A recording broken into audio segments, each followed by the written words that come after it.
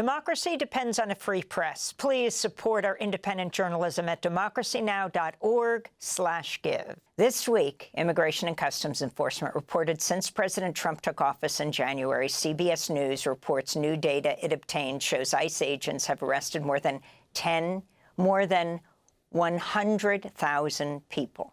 Conditions at the ICE-run Chrome Detention Center in Miami are so crowded that on Thursday, news helicopters filmed about 100 people held there as they formed the letters SOS and the Spanish word for free, libre.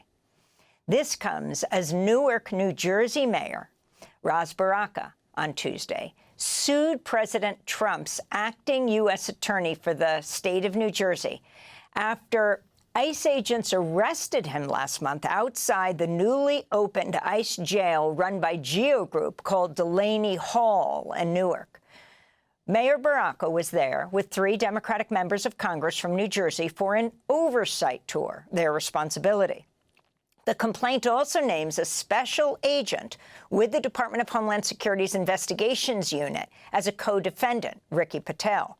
Trump's Justice Department is suing Newark over its sanctuary policies, along with 3 other New Jersey cities, including Jersey City, where the mayor, Steve Fulop, is also running for governor.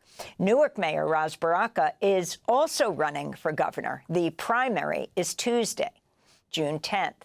Mayor Baraka joins us now in our studio for an update. Welcome back to Democracy Now! We spoke to you soon after your arrest, but we didn't speak to you after you filed suit. Talk about who the U.S. Attorney, Alina Habba, is and exactly what happened on that day that you were arrested, Mayor. Right. Alina Habba is the U.S. Attorney. She's the interim U.S. Attorney, used to be Trump's personal lawyer. She's the U.S. Attorney now, for a few more months. She came into New Jersey threatening the governor, threatening the Attorney General, saying she's going to turn our state red. All of these things that have nothing to do with the U.S. Attorney's job whatsoever. I went down there for a press event. I've been down there since and before that many times, to make sure that they were, in fact, in compliance with our local and state laws, uniform code construction laws, that they, in fact, had a certificate of occupancy. And we're still in court battling about that, in fact. But, ultimately, they made a decision to arrest me down there unlawfully. And explain what happened, where the Congress members were. Ultimately, Congressmember MacGyver has now been charged. Right. But explain why you were there, how you'd gone from the was it private property of Geo Group over to the Newark side where you're mayor? Yeah.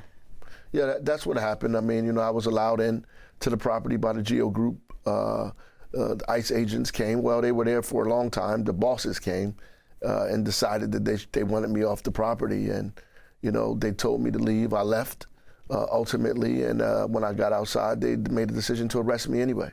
Where does Ricky Patel fit into this, and who is he? He's the special agent in charge of Homeland Security in that area, investigating. This is HSI, Homeland Security Investigations. It's hard to tell the difference between the ICE agents, HSI. It is, but they're all part of the same conundrum. But at the end of the day, yeah, he's the special agent in charge. It would be like me sending my police director downtown Newark to arrest somebody for shoplifting.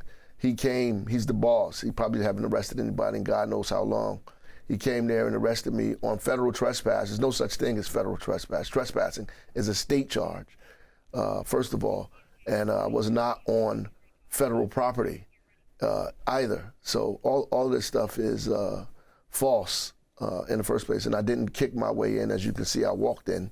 And so they had no grounds. You'd been there a number of times before. What do you see as your responsibility as mayor in dealing with Delaney Hall, which has gone from being a halfway house to a major ICE jail? Well, like any other, development project or project in the city, they have to follow city ordinances. They need uniform code construction inspections.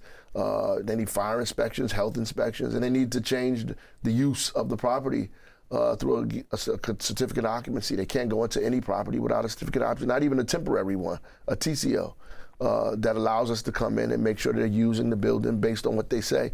When our folks first went down there, they wouldn't allow them in. I didn't believe it. I said, I have to go with you. I want to see if this is real. And we went down there and they actually refused entry to inspectors, which never, ever, ever happens. You know, the inspectors have a right to come into your property, especially the health and fire inspector. They have a right to come into property and inspect it. So Alina Habba, the former personal lawyer for Trump, escalated. When you were charged, you went to court. She didn't drop the charges. She said she's taking this to trial. Yeah, well, that was the intent. You know, they sat there in the hearing. First, you know, it was a preliminary hearing. They didn't want the preliminary hearing, interesting enough, because they said the charge was too minor.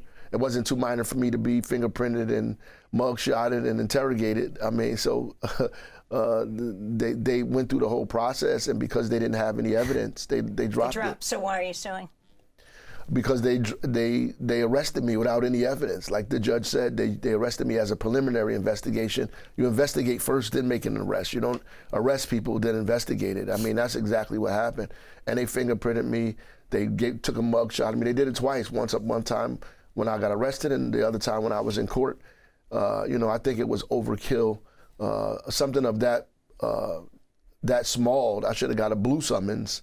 They could have mailed that to my house and told me to appear in court for some kind of violation, but they humiliated me, they cuffed me, they dragged me in the car, took me to the cell. They did all of these things that wasn't warranted. It was completely unwarranted. Meanwhile, the DOJ, the Department of Justice, is suing 4 cities. You're a sanctuary city in Newark. Right. So what are you doing about that? And also you're running for governor, so you would be in charge of all the cities. A lot of distraction there. We are partnering with other cities to mount a collective defense against what's happening. Other cities have had this issue and have defended themselves successfully. The higher court has already opined on this, said that states and cities do not have to enforce these kind of immigration laws. We do not have to help ICE do this. So, and we're not obstructing them. We're not standing in their way. We're not stopping them from kidnapping people off the street, for unjustly violating people's constitutional rights. They're doing that anyway, despite what we say and do. So ultimately, this is a frivolous case and a waste of taxpayers' money. So why are you running for governor? We just have 30 seconds, but the primary is Tuesday. You've been endorsed by Working Families Party, Make the Road Action New Jersey, Rutgers AAUP, AFT Union, Service Employees Union, among others. Yeah, I think it's an opportunity for us to build a lab of democracy in the state of New Jersey, to build a broad-based coalition, to fight for things that we think are important. And I think now in this moral moment that we're in, we have a kind of obligation to do the things that we only talk about, like that we discuss in our private meetings, that the discussion that you guys were having earlier about a single-payer system, about public option in New Jersey, an opportunity to create a public bank that invests in Black and brown communities and economically distressed neighborhoods, to lower healthcare costs, right, to make housing affordable, to establish statewide rent controls. These are things that need to happen to make people's lives better. To make sure that the Democrats govern for working class families and not for the wealthy or the super wealthy, to distinguish us from Republicans or everybody else, for that matter, to build a democracy that's enviable across this country. Something I think California was trying to do for a minute, that they're backing up off of. And so we have the room to step into that space right now and tell the rest of the country what needs to happen. Democracy Now! Is funded by viewers like you. Please give today at democracynow.org/give.